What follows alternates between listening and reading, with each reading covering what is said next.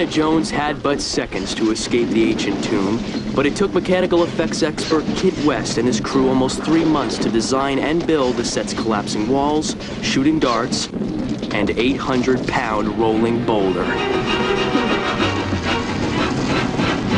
On film, it looked pretty simple, but it was one of those things where we had to have the ball completely controlled so that if Harrison Ford in any way slipped or fell down, the whole thing had to come to a halt.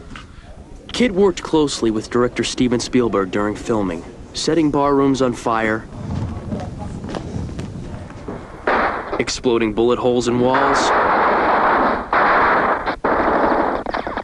and blowing up just about everything imaginable.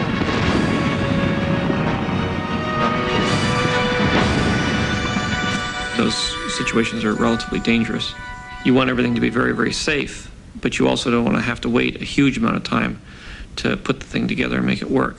Kit was always very, very fast and very efficient at getting the job done and not making a big deal out of it. On location in the Mojave Desert, Kit is setting up a large-scale mechanical effect for the action thriller Universal Soldier. The movie stars Jean-Claude Van Damme as a futuristic robo-soldier. The film's villains have pursued him to this remote gas station, where they find an explosive surprise.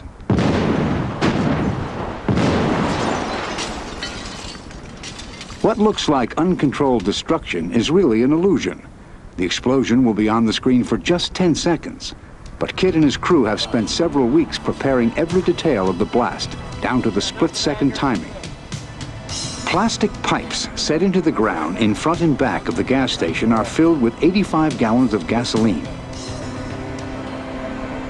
Hundreds of feet of a rope-like explosive called Primacord are strategically placed throughout the structure and will literally rip the walls and ceiling apart. A variety of other pyrotechnic charges and chemicals will provide just the right look to the explosion. From the color and size of the fireball to the amount of sparks and smoke, each phase of the blast will be ignited by a detonator, wired to a firing board which will be operated a safe distance from the set. It'll be a series of 3 explosions, very quickly, all in the same shot, boom, boom, boom.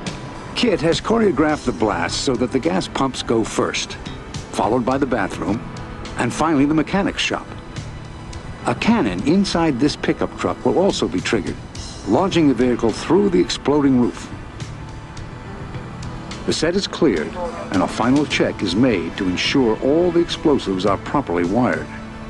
Kit will have just one try at this special effect. There will be no second takes. And roll cameras. 8 speed.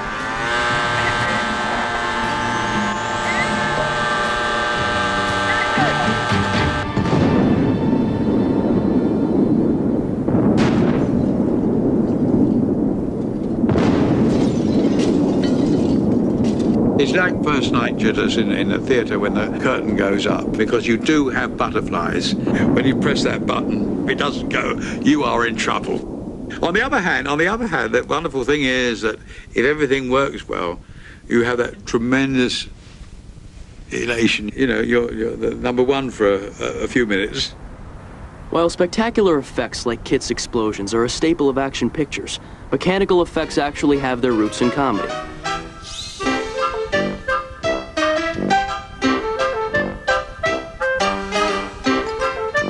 Silent screen star Snub Pollard used mechanical props to create his biggest laughs.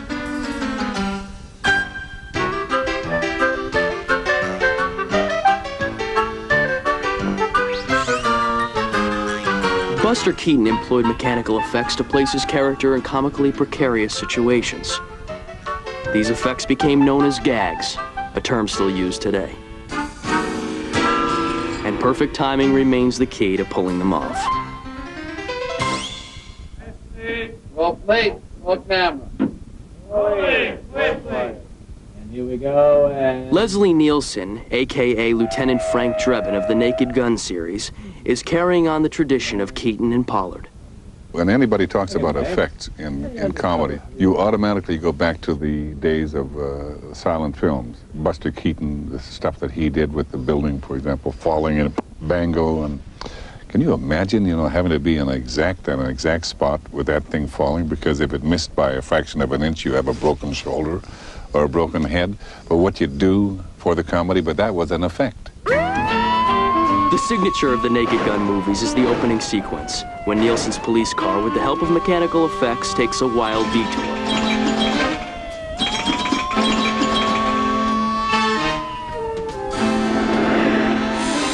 For Naked Gun 33 1/3, the vehicle's final destination is a familiar-looking dinosaur theme park. The gag is being staged by Director of Effects Photography Sam Nicholson at Stargate Films. Our police car jumps through the big electrical fence outside the park. We dive through all these trees. We've had to make essentially a roller coaster for the camera. The top of the car and the camera are mounted on a remote-controlled trolley and launched on a ride through the jungle set. But that's just the start of the gag. As the camera emerges from the thick foliage, a tyrannosaur claw rigged to a pulley system will come crashing down on top of the car. And action.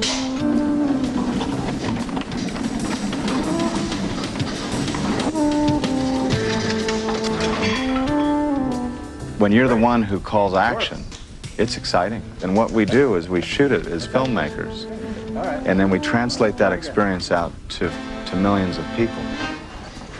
Sam and his crew have created an illusion that has one purpose: to make the audience laugh. Filmmakers also use special effects to push an audience to the edge of their seats, as producer Gail Ann Hurd has done in many of her movies, including Aliens, The Abyss, and the Terminator films. The first time that I remember a special effects nightmare was on the Terminator. And we had Arnold Schwarzenegger. He had to put his fist through a windshield. Of course, it was not an easy thing to do, and it turned out we could not do that on the move. And instead, what we had to do was have the car stationary, have a hydraulic ram push through the window with a fist that simulated Arnold's fist, and we had to put a painted brick wall on a truck that drove by, simulating movement. When we continue, the wizards of creature creation breathe life into incredible characters, from The Nightmare Before Christmas, Harry and the Hendersons, and Aliens. We'll be right back. Only a movie. That's what parents tell their children during the scary parts.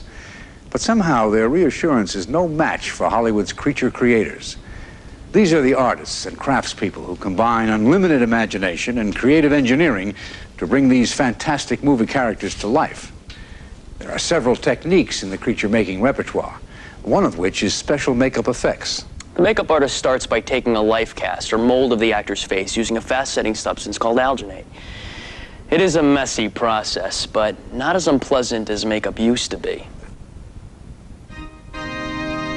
In the 1925 silent classic, The Phantom of the Opera, character actor Lon Chaney tilted his nose up by gluing a piece of clear fish skin from his nostrils to his forehead. Known as the Man of 1,000 Faces, Chaney always applied his own makeup. In The Hunchback of Notre Dame, he used mortician's wax, grease paint, synthetic hair, and a 20-pound plaster of Paris hump to become the deformed Quasimodo. Today, actors rarely apply their own makeup. In fact, once the hardened life cast is removed, the actor is free to go. The makeup artist uses the life cast to form a replica of the actor's face, on top of which anything can be sculpted and then cast in a flexible material called foam latex. And it will fit the actor perfectly. The process of molding facial parts and gluing them to an actor's face is called appliance makeup. It can turn Michael Dorn into an angry Klingon aboard the Starship Enterprise. It's such a painful process, you know, with the glue and all the stuff going on your face, that you're not a nice person after a while. And it was very easy for me to play Worf after the makeup process, because I hated everybody, especially my makeup artist. station wagon driving up and For down. actor Robert Englund, appliance makeup brings about an even more dramatic transformation. After about 3 hours in the makeup chair, he becomes Hollywood's most popular psychopath, Freddy Krueger. I wish I had the makeup on sometimes when I'm on the LA freeway. You know, I'd love to pull up next to some of those drivers that don't use their turn signal. Freddy's very consistent. He's absolutely, unapologetically evil. Are we sure we don't have anything that doesn't sting? No, I wish. When it came to creating a believable Sasquatch for Harry and the Hendersons, creature creator Rick Baker knew he would need more than the standard appliance makeup. I found that at one point there was a limitation to it. You can only add so much to a person's face before it becomes very masky. And I thought, wouldn't it be nice to not have to deal with actors' faces and make whatever you want? So Rick designed a false head to be worn by 7'2" tall actor Kevin Peter Hall, whose real eyes would show through. Inside the pointed ape-like head were small remote control motors that operated Harry's eyebrows, forehead, nose, cheeks, and mouth. The result was a believable character, capable of interacting with John Lithgow and the rest of the cast. The first time we did camera tests, everyone was so thrilled because it was actually working.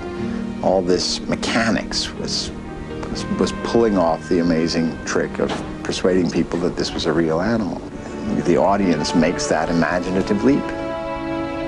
Harry and the Hendersons brought Rick Baker an Academy Award and changed our concept of Bigfoot forever.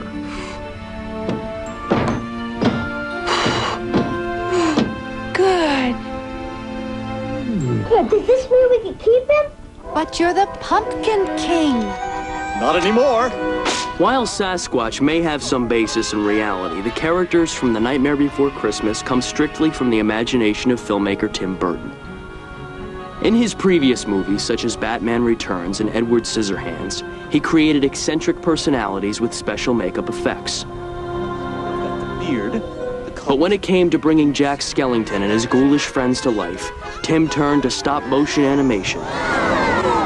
The painstaking technique of filming miniature puppets, one still photograph or frame at a time. The animator must move each joint of the puppet's body very slightly, making sure it is moving in the desired direction. Often it can take an entire day to complete just 1 second of finished film. It's a very tense, very, I don't know, I get very nervous every time I go around it because I feel like I'm gonna just knock everything over. One of the biggest challenges was to have the puppets' mouths move in sync with the pre-recorded voices. 400 different heads were made for Jack. They were photographed and scanned into a computer, and a printout was prepared showing which numbered head to use for each frame of film. It took more than 2 years to complete The Nightmare Before Christmas, but the proof of the filmmaker's wizardry is on the screen, where for 74 minutes, the inanimate comes to life. Of course! That's what I'm missing. Thanks. You just...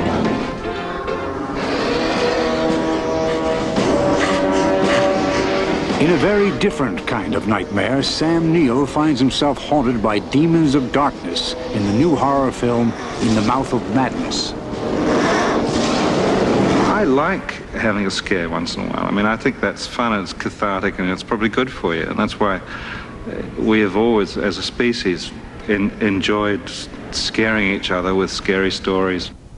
Scary movies are the specialty of director John Carpenter, whose past credits include Halloween and The Thing. For In the Mouth of Madness, John's monsters are actually large puppets. I'm using old-fashioned cheap tricks in this movie, for the most part.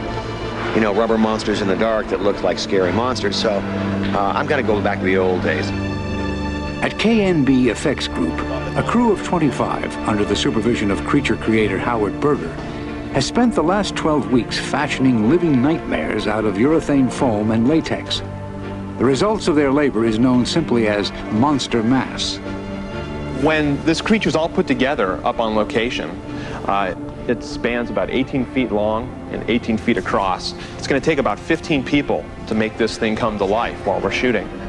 Several of the puppeteers are concealed within the monster's body, while others operate cable and radio controls to animate heads and limbs.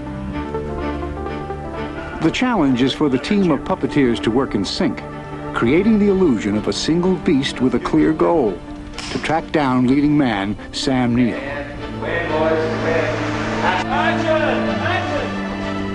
While Sam eluded prehistoric predators in Jurassic Park, he may not be so lucky this time. For the climax of In the Mouth of Madness, Monster Mass is joined in its pursuit by a few friends, including Crab Monster and Meatball Eater.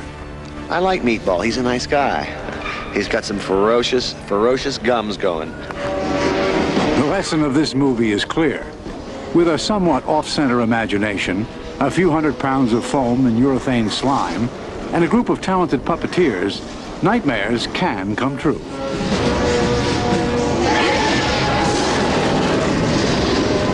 In what might be the ultimate cinematic nightmare, Sigourney Weaver found herself face to face with director James Cameron's Queen Alien. Get away from her, you... The formidable task of creating the terrifying villain of Aliens went to Stan Winston, whose shop has spawned famous monsters for such movies as Jurassic Park, Predator, and Terminator 2: Judgment Day. No matter how interesting they look or how cool they are, what you react to as an audience is the performance of these characters, their reality, not their technique. They're actors in a film. For the Queen Alien, Stan's challenge was to build a creature with maximum mobility so that every part of her body could be used in the climactic battle scene. The special effect technique he employed was animatronics, a fusion of puppetry, mechanical engineering, and electronics. The final creature stood 17 feet tall with room inside for 2 live performers to operate the arms. In addition, 14 technicians were required to operate the system of cable and hydraulic mechanisms that controlled the Queen's body, tail, and facial movements. But the Queen Alien was more than a complex animatronic machine. She was as frightening as screen creatures get, demonstrating what the masters of illusion can do when they combine creative engineering and boundless imagination. We are continuing to see what we can do as far as creating new characters and being able to bring fantasy characters to life in a way that is totally real and totally believable. We're helping tell a story, and we're also creating magic. And when those illusions get a little too scary, remember, it's only a movie. When Masters of Illusion continues, we'll journey to the depths of the abyss, the perilous future of the Terminator, and the mysterious world of Alec Baldwin's action thriller, The Shadow. The smallest illusions produce the greatest results.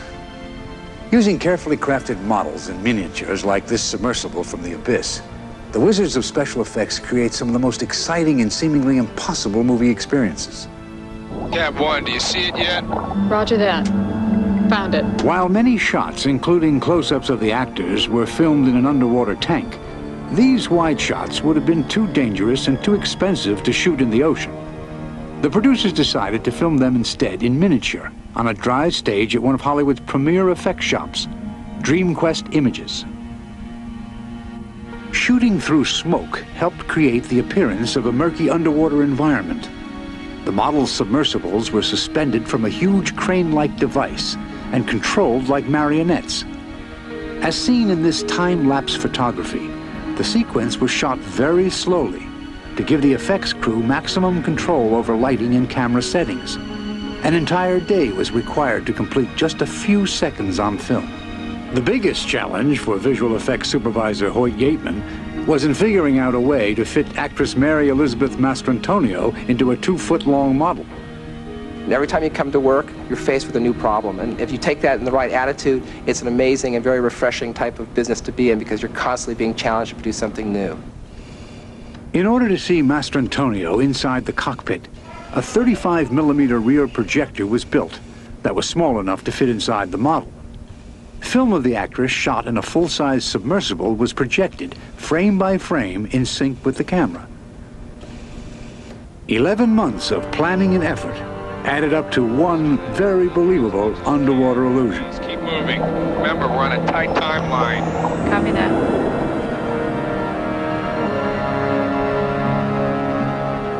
It's also sometimes a surprise to us because we're working on such small little details for so many months. It's an amazing effect to finally see it all come together, fit within the film, help tell the story, and make people really go wow when they see it on the screen. While filming in a real abyss would have been extremely difficult, shooting on the surface of Mars would be literally impossible. But we journeyed to the Red Planet anyway, in total recall. A dozen Martian vistas were created in miniature, including the vast mining complex, which measured 70 feet across and 30 feet deep. The dramatic Martian landscapes were filmed by DreamQuest and built by master model maker Mark Stetson. Mark has come back to Earth to recreate New York City of the 1930s for The Shadow. The movie stars Alec Baldwin as Lamont Cranston, aka The Shadow, a mysterious superhero who works outside the law to defend the Big Apple against sinister forces of evil. A miniature version of the Metropolis will be built by Mark Stetson, who began his career in industrial design making models of small home appliances. That all changed when he went to see George Lucas's Star Wars. I saw those first spaceships opening that movie and realized that that was something that I could do and it'd be a little bit more fun than toasters and clocks. It was not long before Mark was building entire cities in miniature for movies like Blade Runner. In this famous scene from Ghostbusters, Mark's small-scale Central Park and New York City streets, complete with remote-controlled model cars, made a man in a suit appear to be the giant Stay Puft Marshmallow Man.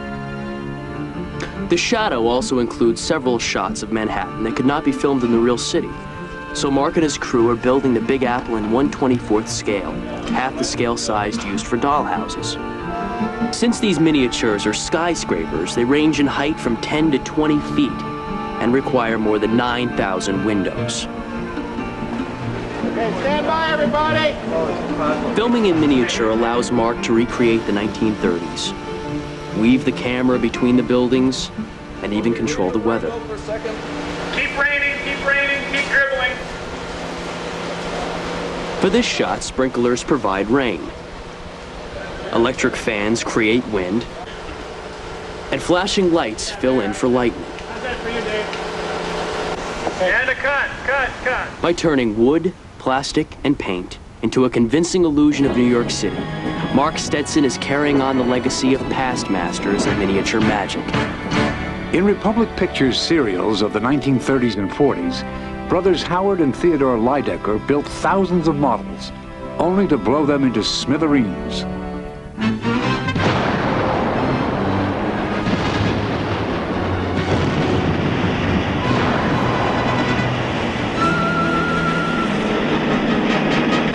These explosive miniatures paved the way for many of today's biggest blasts.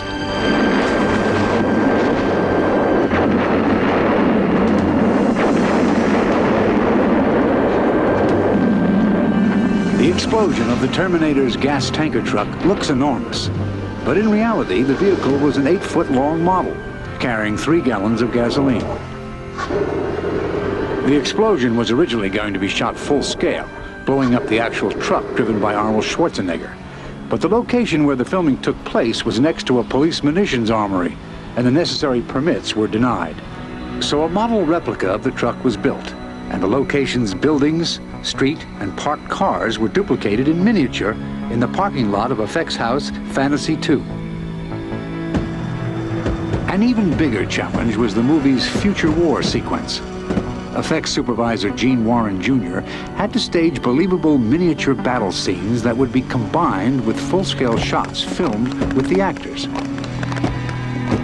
Gene oversaw construction of a 700-square-foot miniature set of a war-torn Los Angeles, designed to have a grim and gritty look. It included such ominous details as miniature skulls. The futuristic war machines, out to destroy the last vestige of humanity, were built in Fantasy 2's model shop. Miniature combat vehicles, including a 200-pound hunter-killer tank, had radio-controlled treads, turrets, and guns. Aerial hunter-killers were suspended on wire and pulled through the set. which was heavily smoked during filming to simulate atmospheric conditions. An essential element of the Terminator's future war were its explosions. Pyrotechnics expert Joe Viscoso had earlier blown up hundreds of model spaceships and the Empire's Death Star in Star Wars. Here, he destroyed several of the carefully crafted miniatures with a combination of gasoline and black powder. There is a lot of pressure when you have only one model, and that model might cost anywhere from $20,000 to $100,000. It's one model. And until that shot is over, then you can relax and celebrate, but not until you push that button. With model vehicles and miniature worlds in their bag of tricks, the masters of illusion have proven that even little effects can have a big impact, and that there is no such thing as an impossible shot. When we return, the wizards of special effects conjure famous illusions for Ghost, Gone with the Wind, and Who Framed Roger Rabbit. The 1939 classic Gone with the Wind brought the Civil War South vividly to life. But the movie's sets, such as Scarlett's beloved Tara, were just part of the picture. Paintings filled in the rest, from upper portions of colonial mansions to an entire cityscape surrounding this dirt road filmed at MGM Studios in Hollywood. With a special effect technique known as matte photography, the masters of illusion can create movie settings that would otherwise be too expensive or impossible to build. They simply paint all or part of the background on a plate of glass and then incorporate the live-action elements of the scene into it. Matte photography belongs to the family of special effects known as image compositing, the combining of two or more separate images into a single convincing illusion. And just as great painters use their palette of colors to create the appearance of 3 dimensions on a flat canvas, special effects artists blend film, animation, and computer graphics into movie experiences we will never forget. Sam? Molly? I can hear you. In the final scene of the supernatural love story Ghost, Sam and Molly, played by Patrick Swayze and Demi Moore, share a final farewell before he ascends to heaven. In order to give Swayze's character a spirit-like appearance, he was filmed separately, with special lighting at Boss Film Studios. Visual effects supervisor Richard Edlin added a computer-generated glow around Swayze and combined that image with a shot of Demi Moore. They're composited together and they kiss, although they're not in the same frame together. And the shot worked great. I loved you, Molly. I've always loved you. Ditto. Based on documented accounts of near-death experiences, director Jerry Zucker conceived the end sequence as a brilliant tunnel of light with heavenly souls in the distance waiting to welcome Sam.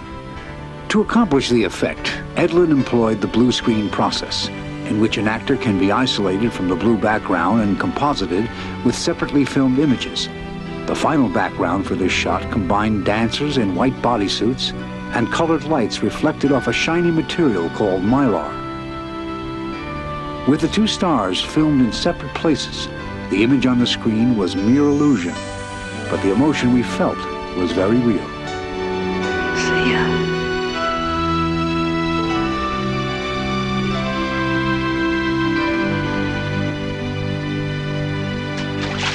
Image compositing can bring even the most unlikely co-stars together, as director Robert Zemeckis proved in the 1988 blockbuster Who Framed Roger Rabbit. Gee, Eddie, I was thrilled. You saved my life. How can I ever repay you? My overall goal in Roger Rabbit was very seriously to make sure that the audience completely forgot that they were watching first time ever special effects, so that the effects would be so invisible that they would, you know, be just completely involved in the emotional story of this rabbit. Roger was added to the movie only after completion of filming with Bob Hoskins. If I grab the rabbit like that, with my fingers open, you've got to paint the rabbit on every frame between the fingers, so you keep your fingers closed. Now, that would cost $100,000. You know what I mean? So well, please keep your fingers closed. You know what I mean? For this scene, Bob wore an elaborate contraption that represented a struggling Roger Rabbit. It was a whole structure inside the coat that made the rabbit move. So what we did was worked out where the rabbit was going, because you couldn't just have it moving. It had to be, at one point he's down here. So at another point he came up here, and he had to move. He couldn't be down there if he suddenly stuck his head out there. Roger was then animated to match the contraption's movements and composited with the live-action film. This special effect successfully teamed flesh and blood with ink and paint and gave us one of the most entertaining duos in movie history.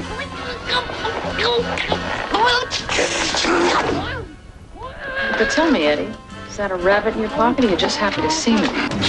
In Terminator 2 Judgment Day, image compositing helped create a single-screen character, the T-1000, played by Robert Patrick. He was the ultimate weapon. He was the ultimate machine, the ultimate warrior. And so that was the core of, like, the performance, was defining the body posture. It's a very physical performance and putting on that face of intensity. But more than acting was required to create the character's liquid metal properties. That assignment went to leading effects house Industrial Light and Magic, or ILM. And 8-time Academy Award winner Dennis Muren knew that traditional special effects techniques would not be adequate. I had been feeling probably since the mid-'80s that we had been doing, we'd reached the end of what we could do. You know, we could vary this a little bit, we can vary that, but there wasn't really much we could do that would be unique or different. So ILM accepted the challenge of developing a new generation of computer graphics that would be realistic enough to blend with film of a live actor. The first step was to obtain a laser scan of Patrick's face and body. These data were input into a computer, and three-dimensional models of Patrick were rendered. Next, the effects team shot reference film of his walk, run, and other movements. The computer models were then manipulated by effects artists and blended with the live-action film to create T-1000's terrifying transformations. It's a total ensemble effort of technology, film magic, and actor bringing it all together and creating this villain.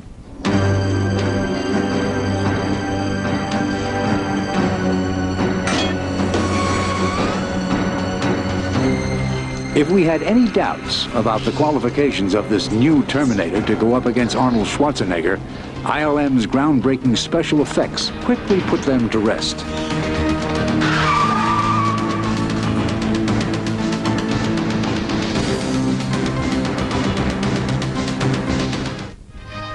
When Masters of Illusion continues, we'll journey into a new world of special effects aboard the SeaQuest. And go behind the scenes on Jim Carrey's wild comedy, The Mask. Action.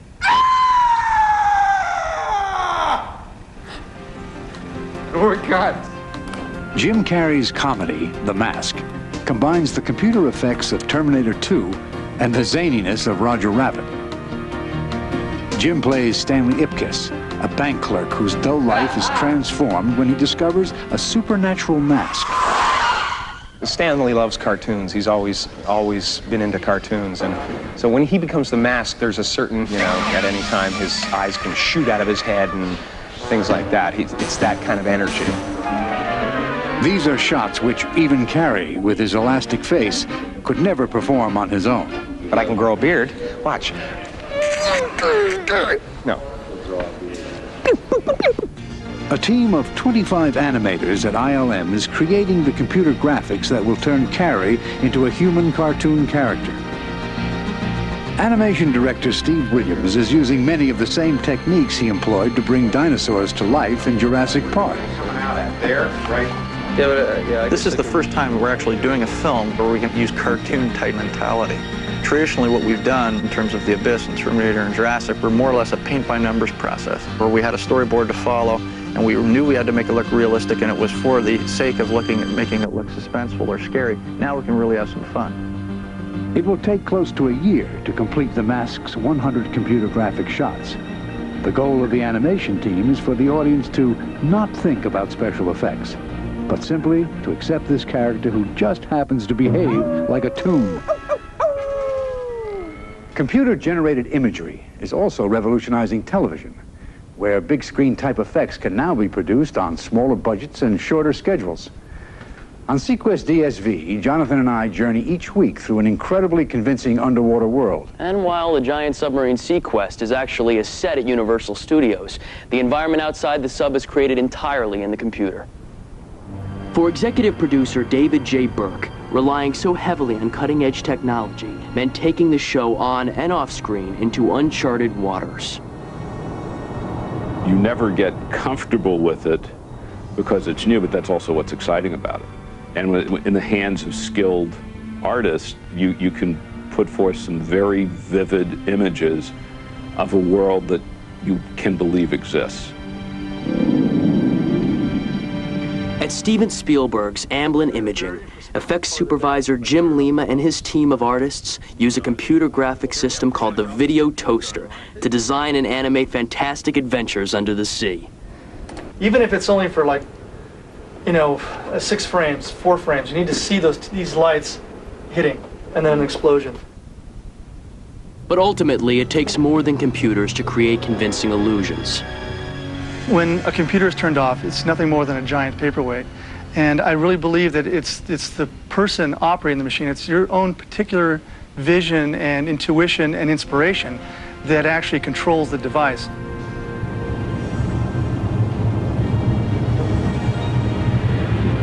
Using both new tools and time-proven techniques, Hollywood's wizards of special effects continue to provide us with golden movie memories. Whether performing mechanical effects on the set, breathing life into imaginary creatures, producing big impact with miniatures, or seamlessly blending images, they are determined that the best illusions on the screen will be those yet to come. The last 10 years has been spent for me trying to bring the special effects business to a point where I can do it in a Star Wars. Most people go to the movies and then they see a movie being made and they say, I had no idea there was so much work. But if you take the making of a movie and times it times 10, you've got what goes into a special effects production. I still am amazed when you have something that's just an idea in your head and you think about it and you know that in a matter of months, it'll be a physical thing that's there and looks alive. All the time we're learning. I think we never have gotten to the point where we say we know everything. And that's, I think, for me, the challenge of visual effects. We're like magicians, creating illusions that people hopefully will believe. And as moviegoers, we can expect these illusions to thrill, frighten,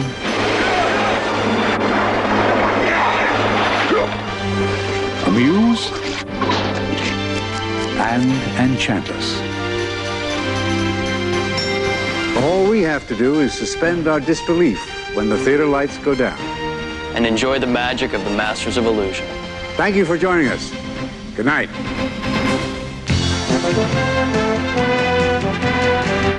Stay tuned now as Hugh Grant stars in the adults-only premiere of Bitter Moon. I'm Stan Grant. Next on Real Life, Australians going for gold. Millions dream of striking it rich. Now the dreams come true as gold fever sweeps the West. Real Life at 6:30.